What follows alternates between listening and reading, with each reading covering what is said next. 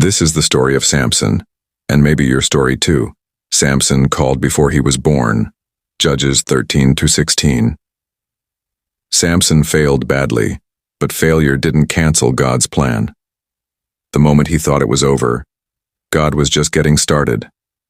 Strong on the outside, broken on the inside, yet God still answered him. What do you do when your calling meets your greatest failure? If you think you've gone too far for God to use you, listen to this.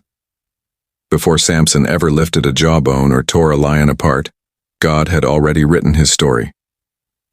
His calling did not begin with strength. It began with purpose. Samson was born in a time when Israel was oppressed by the Philistines.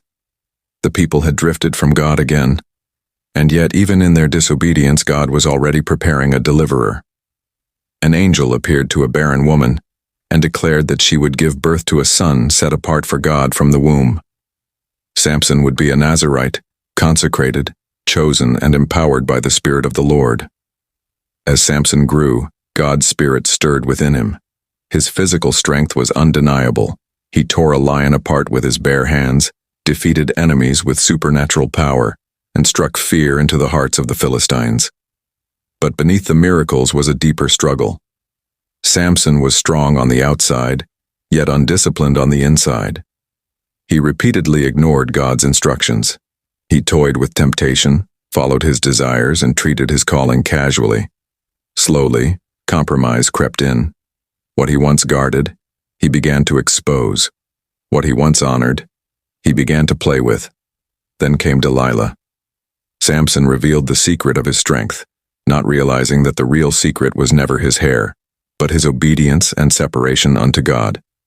When his hair was cut, the Spirit of the Lord departed from him, and Samson did not even realize it. The strongest man in Israel became powerless, captured, blinded, and mocked. Yet this is not where God ended the story. In the prison of failure, something powerful happened. Samson humbled himself. His hair began to grow again, but more importantly, his heart returned to God. In his brokenness, he prayed one final prayer. Lord, remember me. God answered.